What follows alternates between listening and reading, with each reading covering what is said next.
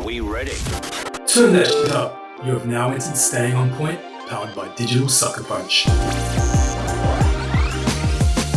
Discussing all things business, fitness, and marketing. You're about to go on a deep dive interviewing some of the best in the business when it comes to thought leaders, entrepreneurship, and business. Buckle up, put your seatbelts on, you're in for a ride.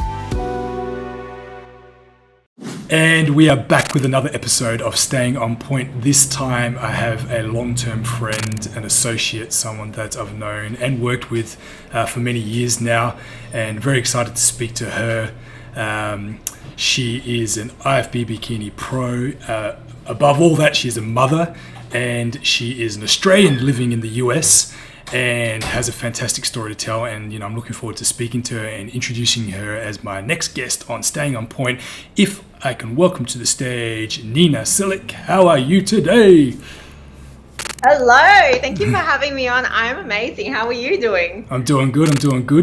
Perched up on my little chair here. I've changed my position so I can get this sort of downward angle. I've closed the curtains behind me. Last podcast we did, we had it bright open. It was a beautiful sunny day, and then the clouds came over and then just washed everything out. So loving life here in Australia. What about you over in the US of A?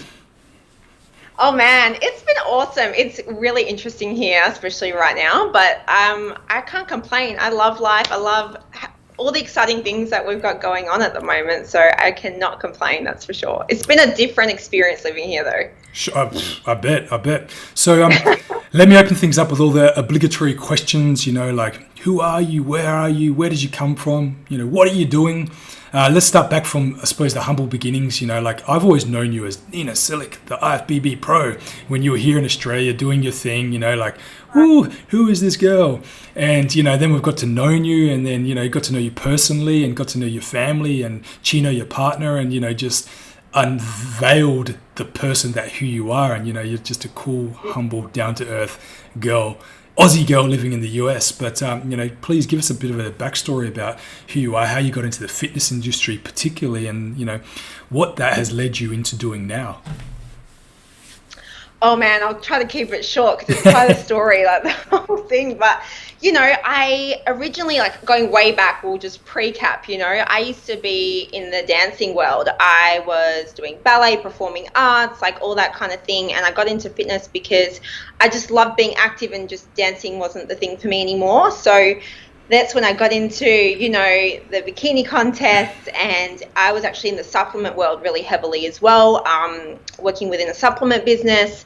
And that was obviously like a huge new world. You've got this fitness side. I was, a face of a company plus working within a company, and then you've got, the business side. So that was a big learning curve with all of that. And I really launched my career really, really quickly in fitness because I was one of the first Australian bikini pros in the IFBB, and I did that within 2 years, which at the time was just unheard of to get your pro card that fast. And especially, back then there was no Arnold in Australia, there was none of these big contests, so it was really difficult, and you used to have to go overseas to compete to get your pro card. So I got that really fast, and then things kind of took a downhill turn from there, and I really suffered with my health a lot, really, really heavily from just, constantly extreme dieting, overtraining before I knew better, right? We didn't have Instagram, we didn't have all these fit spos preaching what to do, so it was very much bro science, really just, hammering your body and pushing to compete and pushing to win. So after that, I decided, hey, I'm going to take control of my health. And I really dove into researching everything that was going wrong with my body. So I wanted to just learn. I really became empowered with the idea of, knowledge is power in that sense of my health at the time. Because before that, you just get told, listen to your coach, trust the process, follow the process. And that led me down to a really bad health spiral. So I thought, never again am I going to let somebody tell me what to do without understanding what is actually happening and what the process is. So I really took hold of my health and dove into nutrition, and that's something that became a really big passion for me. But I also, you know this, have a background in marketing, and I was always really interested in marketing, and I love being creative. So I, originally was like a trainer and a coach, and but I also worked in the supplement realm before I met you, and was doing marketing, was working with people, was doing HR. Actually, have a HR degree. So I was kind of in both worlds. And then when I met you, David, we just dove straight into marketing when I moved to the US, because I moved to the US and I literally I'd had enough of everything that was going on when I was living in Australia. I literally packed up my life, moved to America, and that's where my husband lives, and my now husband. And, I just had to take a break from that fitness world for a while, because it just became I had to really focus on me and what did I really want to do. And that's where, luckily, I got the opportunity to work with yourself and Jude, and we really dove into the side of digital marketing, which I loved. And from there, I learned so much. It was incredible, and I was always learning about nutrition, always learning about training in my body, and then diving into that digital marketing side. I just loved it, and then that led me. I'm just propelling forward to now. I'm actually a full-time nutrition coach. I never in my life thought I would be doing something that I love, which was always helping people with living a healthy, sustainable lifestyle, and I'm doing that full-time now. That's exactly how I make a living, and making more than I ever have in my entire life. Like, it's absolutely incredible. So it's been quite a journey. Phenomenal story. It has indeed. And so everything that you've done from those humble beginnings, those step-by-step progresses moving forward, do you feel that sort of contributed to where you are right now to be able to do what you're doing right now? Oh, absolutely. It's funny because years ago, I actually tried to do the whole selling ebooks online, like fitness books and things like that, and it failed miserably. And I look back now, and it's incredible because I can see exactly where everything went wrong. It wasn't that I didn't have the knowledge. I did. I guess I had the wrong outlook on how to run a business, or what was important and what was the main purpose. And the main purpose and goal really is to help people. And I think I got lost in I guess, just making money and not loving the actual process. And now it's been a complete shift of, once I really dove into marketing, and really dove into enjoying how I help people, you have to love the process. And I think that's a big thing that changed for me. Failing and then realizing what happened, and looking back now, I'm like, all right, I know why I failed, and I learned from that, and it had to take me time to then learn more and continue learning and putting that into practice, and then messing something up and then learning again, to realize, hey, now I'm doing something I love. I love the process, and I would do this every day for free, but it's something that's now I get to make a living from, which is absolutely incredible. And I don't think you can get to this point without going through all those little steps and learning. Sure. And putting everything together.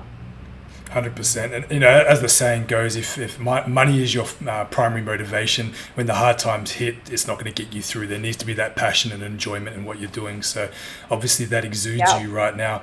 And something that you said that sort of sparked a little thought in the back of my mind, you're talking about pre-Instagram, and you're talking about digital marketing and social media. How do you feel that social media has changed the space that you're working in now, and would you be able to work in the space that you're in right now if social media hadn't taken that sort of step forward as it has? And let me back it up with another question. How do you feel things are different compared to when you were sort of at your peak in terms of doing your competitions and whatnot, when Instagram and, like you said, bro science was predominant? Instagram was not around, and bro science was the predominant forms of education that was out there. Oh, it's like polar worlds apart. Like, you can't even compare. So, back when I was at my peak, you had bodybuilding.com, was like the go-to, and everyone was buying like Oxygen magazine and all of those magazines, and that's all that was available. And it wasn't necessarily bad information or incorrect information. It was just something that was not a sustainable approach for me personally. It broke my body, you know. And even at the time, I know obviously Facebook was there. We had email marketing, but there was no Instagram. Obviously now is like one of the biggest platforms, but it wasn't saturated in terms of fitness. So you really had to be competing, or you had to be someone top in like the fitness competitions to be known. And that's what it was. Whereas now it's such a big shift. So you can be, I guess, Insta famous, or like big on Instagram or TikTok now. Like there's so many other platforms, Snapchat, whatever your platform is, YouTube, and you don't have to have any credentials, or you don't have to have any credibility in terms of the fitness industry. Like it really is irrelevant to what your background is. Like a lot of people now don't even know that I competed as an IFBB pro for many years. They don't know that I have this huge fitness career of over 10 years, and they don't know I was on the cover of magazines and all of that. They don't know, they don't really care, I guess. It's such a shift now. It's like, what can you offer, and what sets you apart, because there are so many people. Every second person on Instagram is promoting some fitness workout plan, right? Like it's so different. Whereas before I didn't even have to try. Like I didn't really have to try.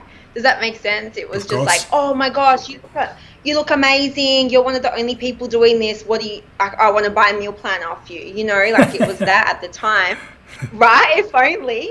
But now, like a lot of people are doing that. So it's really, I've had to rethink, hey, you know, I did get to a point where I thought about giving up completely, because I'm like, well, I'm starting all over again in this field, doing something I want to do. But it's like, I felt like I was starting from square one, because, you know, I did take that break for like 2 years. And then, you know, I've got people that I used to go to expos with, and we would be there together, you know, with people lining up for all of us. And then now they've like, they surpassed me so far in terms of just Instagram, for example. And it gets to you. You're like, oh my gosh, like people that I, you know, have been in the fitness industry with for this time, like they're already here and I'm starting all over again. Is it even worth it? So it's kind of like all these questions just, it eats at you. You're Sure. like, is it even worth doing? Am I even going to get anywhere? Like, what's the point?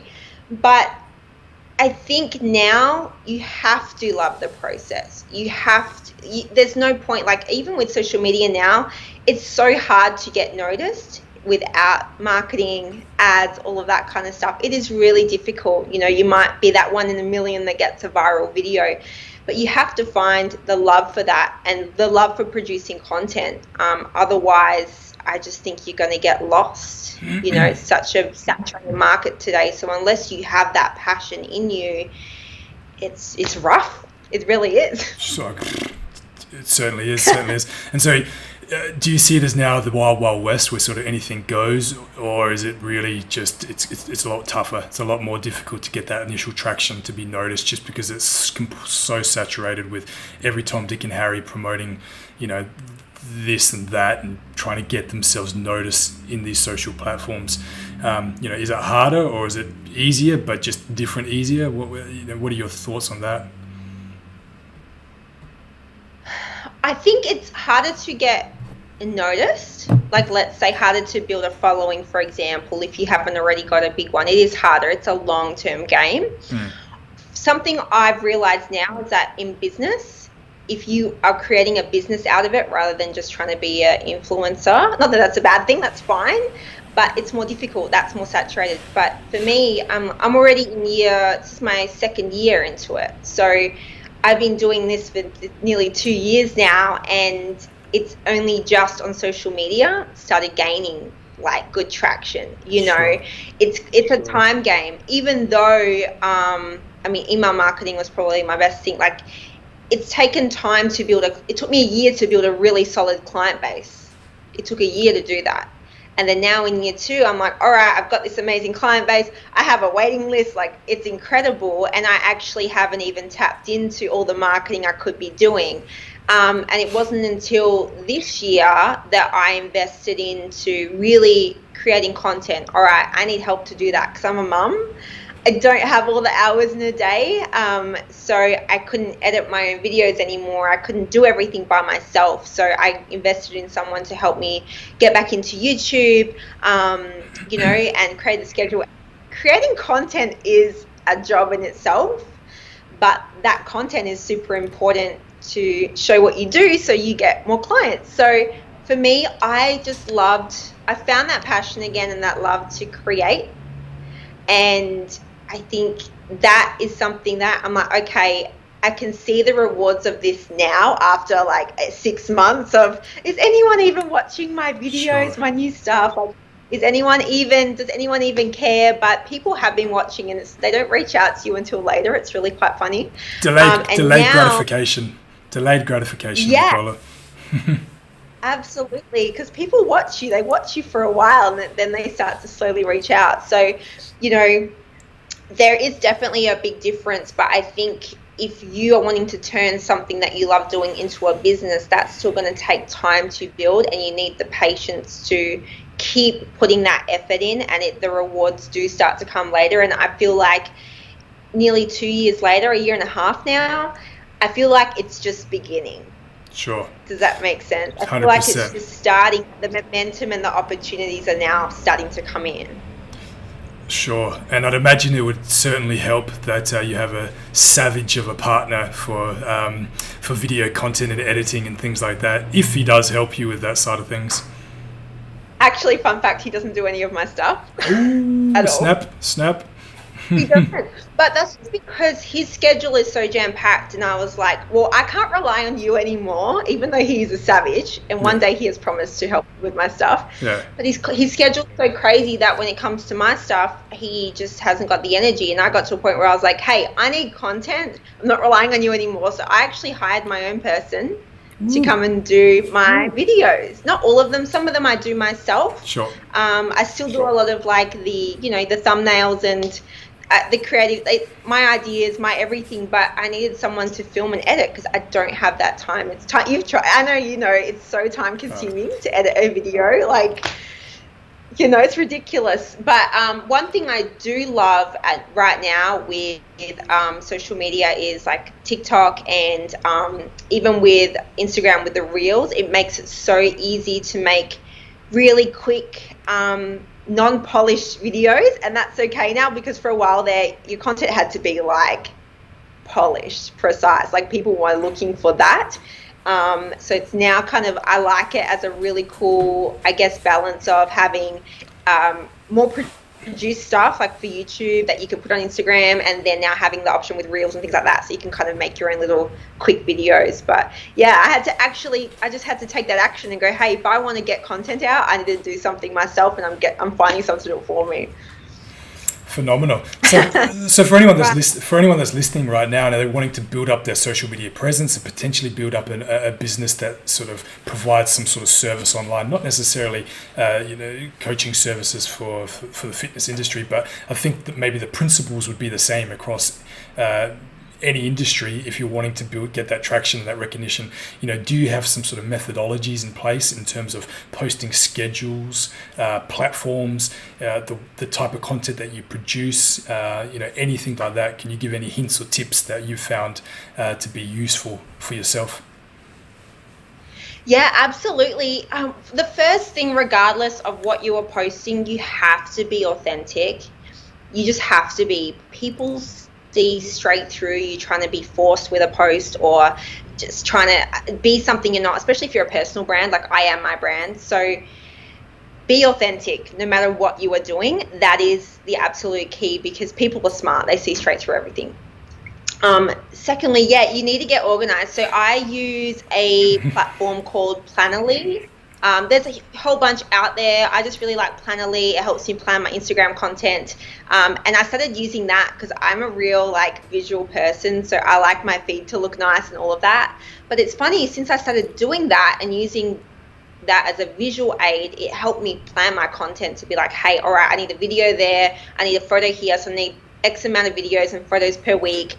And then it helped me pre-plan my content. So that was a really big tool. It's like a scheduling aid, if that makes sense, like Latergram and all those ones that are out there. There's plenty. So that was really, really helpful. And you have to look at your insights and analytics. So you have to look at, who's my audience? Who am I trying to target? What are my best times to post? That's really important. But, you need to figure out who your audience is. So if you're just starting and you don't know, think about, like, let's say you're somebody selling a product. All right, who do you want to sell to? How old are they? What's their demographic? Like, are they women? Is it men? Is it stay-at-home mums? Like, who are you actually selling to and who are you talking to? And you have to figure out how to speak to that person. So whenever I'm writing copy, we call it copyright, so your caption, who am I talking to and how am I going to speak to that person? So you have to think about that as well. And it takes time. You need patience. And it's so easy, even just editing your own photos. Like, I edit all my own photos. I use Canva, which is fantastic to make like text on pictures. I use Lightroom on my phone. It's like a photo editing app where I change all the colors to make it look better and make photos pop. And so everything looks really professional, but it's super, super inexpensive. You don't have to spend a huge amount on making things look really good. So if you're just starting, don't even go get like a fancy camera. You don't need anything. Like, your phone is the best thing, and you can use some photo editing apps that are like $2 a month. And that's all you need to do. And then just stay consistent. Consistent is omnipotent, is what someone once told me. That is above everything else. As small, consistent efforts over a long period of time is what yield the results. So, that's absolutely fantastic. So, I mean, putting that all into place to where you're at now and what you're doing now, give us a bit of a rundown. What are you currently doing? How did you come about it? And let us know what you're doing. So I know that you're providing services in terms of training and diet. Is that correct? Like, again, I haven't touched bases with you for so long. I don't know how things have progressed with what you're doing. No,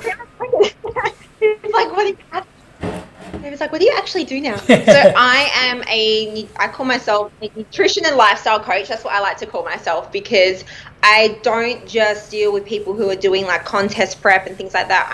I'm working with the everyday person, the person who's never stepped into a gym, or like anybody and everybody. I'm working with women specifically, just because I get women, because I am one, right? So it's easier. Makes sense. But I'm not just providing them with, hey, here's your calories for the week or whatever. I'm really working close. That's like the easiest part to do. Anybody can do that. And that's where you see so many other people on social media. Here's a meal plan. Here's this. Like, anybody can provide a meal plan. But to work with somebody on their mindset, how is your relationship with food? How is your relationship with yourself, with self-love, like a lot of mindset, a lot of behaviors. So I'm really working one-on-one closely with people to overhaul their lifestyle and build something sustainable. So whether their end goal is to lose weight or repair their metabolism or build some muscle, that's the easy part. Like, it's kind of irrelevant. It's how do we get you there, and how do I work with you to get you there in a way where you don't have to give up your life. You don't have to give up going to eat out. You don't have to give up spending time with your kids, or it doesn't have to be hard. So that's kind of how I go into the nutrition side of things. It's nutrition, mindset, behaviors, and all overall lifestyle. And of course there's training, but that's the easy part. It's getting that person to get from A to Z is what I do. So I love it. You obviously do. One thing back in the day when I was doing personal training, you've got 154 hours in a week. It's probably not right, but close to. You see your clients for once a week, sometimes twice a week, whatever it may be. What steps do you have in place to keep them motivated, keep them accountable for those periods that they're not touching base with you, for the periods that they're not checking in with you, and you're ensuring that they're on track? What are your little tricks and methods and strategies that you've got there? Well, it depends on the person, but when I do check-ins, we check in once a week, and I use a really cool software called Loom. So I do a video like this, like I'm speaking to you. I will go through their full spreadsheet, everything, and I'll do a video response. It depends on the person. So I'll give them like a bit of a checklist. All right, what are we going to focus on this week? And I don't like to overload somebody. So I think the key is really keeping it super simple with people to keep them motivated and focus on their wins. So for somebody, a win might be, hey, you got dressed for your workout 3 times this week. You didn't get to your workout, that's cool, but you got the first step down pat. Right? Like, I'm like super simple, right? But honestly, for some people, that is hard to do. So, Sure. or for somebody, hey, you got 3 workouts in this week, whatever the win is. Oh my gosh, you didn't binge eat for the first time. Yep. Like, those things are really, that's a huge deal for somebody. So I really focus on their wins, and then I give them like 3 key things maybe to focus on for the following week. But I also we have a Facebook community just for coaching clients. I have one for general public too, but I give them little tips and tricks in the Facebook group every week. We keep everybody engaged. They can talk to each other. We share, what foods is everyone eating? What is your go-to? What was your wins this week?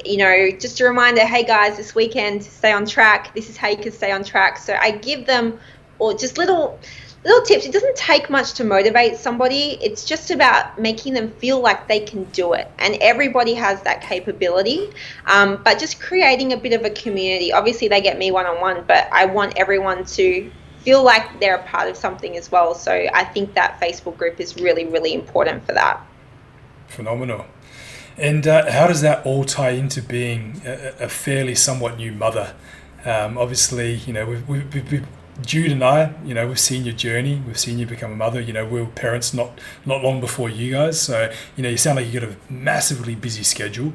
How does that all factor into sort of giving your all to your clients and be able to serve them not only on a one-on-one basis, but in a group basis too, but then ensuring that, you're fulfilling your quote-unquote motherly duties? How do you manage your time there? Oh man, fun fact, you guys, I was pregnant when I was working for David and Jude, so we'd be on meetings and trying not to vomit. It's definitely a challenge. Like, it's not, being a mother, even if you're a stay-at-home mum, that's not easy in itself. It's difficult. It's hard. We really have to schedule. Like, Chino and I, my husband, he works also. Luckily, we're both fortunate enough I work completely from home. He works mostly from home. So we're very fortunate to have that. It's tough, even when you have a babysitter, which we have for a few hours a day. And I was telling you just before, actually, even the babysitter's not working right now because I have the babysitter here, and then Aria's like coming and grabbing my hand and crying that I'm not paying attention to her. And, as a parent, it like crushes my heart, and I can't just say no to her. So it's been difficult. It's a lot of long days. It's a lot of, my being open and communicative with my clients and saying, hey, you guys, remember, I do have a toddler, and you might get your response from me within an hour. You might get it by the end of the evening. Like, you just have to be flexible with me. So just being open and just having some great women I'm working with. And it's a lot. Like, I have over at the moment about 65 people at a time. Oh. Yeah, it's a That's lot. Huge. It's huge. So I just making sure that, I'm open. I always get their updates on time, but making sure that, hey, whatever time I do have, I am so productive. I don't know if being a parent made you more productive with your time. I am like, my productivity is tenfold now in the time I have. So sometimes I'll be like, I have a 2-hour window or a 1-hour window. In that 1 hour, phone is off, nothing else. Like, I have to get work done. Or I work late at night when she's sleeping, or I have to get up early in the morning. And it's unpredictable. You just have to be flexible. And I think something I've learned to do, even though it was very difficult, I've learned that, hey, in a day, if I only get the bare minimum done, that's enough. And then tomorrow I can try to get more done, right? So you just got to take it day by day. That's it. Yeah, it's tough. It's tough. Like, being a parent, you can put a lot of stress on yourself if you're not achieving at the level that you once were, or making those incremental gains. As the saying goes, necessity is the mother of all invention, and you do sort of adapt and really, I suppose, you level up because you have to. Yeah, you do. And it's so funny, like, I just think, what was I doing with my time before I had a baby? Like, what was I doing? Because I had all the time in the world. Living life. Right? I'm like, did I just sleep more? Like, I don't know. What was I doing with my time? I could have achieved so much more. Right. So, I mean, in terms of your own training, you still manage to get out there and hit the gym yourself, or have you taken a different approach, home-based training, looking more inwards rather than overtly outwards? How are you looking after yourself these days and managing all those facets of life? Yeah, training's a tough one. Like, it just depends, when you can get it in. For a while there, I wasn't really training much because if my workload increases a lot, then it's really hard. I just aim to get moving for a certain amount of time a day if possible, but my goal is 4 days a week training. But sometimes 4 days a week might be 20 minutes or it might be an hour. Like, I have to just take what I can get and do my best, And for me, I've learned that, hey, if I get part of my workout done, it's better than not doing anything at all. Certainly. So I really had to change the way I train, making it a little bit quicker and also just getting my body to a place where it's really healthy and it's adapted to less training. So luckily now I don't have to do any cardio. I can eat a lot of calories and I can maintain my weight. So it's a great place to be. So it's funnily enough, I'm doing my first diet starting this week in a year. I haven't dieted in over a year. I'm doing just a quick 4-weeker. That's all I need to do to prep for some stuff. But it's great to be in that position, and that also comes with taking the time to get my metabolism in a good place and get my body in a good place where I respond really quickly now to any deficit in my calories or in adding cardio. So it's actually really good. It's a really good. All I heard right then is I can eat more calories and I don't need to do cardio. Do you want some coaching, David? How do you get there? No, I'm fine. Fantastic. Hey, listen, it's been phenomenal speaking to you. If anyone wanted to reach out to you, what are your handles? How can they find you on Instagram? How can they find you on Facebook? What's your primary points of contact? If anyone wanted to reach out to you and chat to you further about any of the services that you offer, please use this as a quick opportunity to give yourself a plug. Sure. Easiest way to contact me, everyone's on Instagram DMs, right? So my Instagram is at I am Nina Silic. You can check out my YouTube videos on my YouTube channel. Just look up Nina Silic. And if you want to really contact me directly, you can email me at contact@ninasilic.com. Fantastic. Hey, it's been an absolute pleasure. Thank you very much. It was phenomenal speaking to you again and hearing about what you're up to. Let's take this conversation offline and continue it on. And anyone else, I hope you enjoyed. Thanks, Nina.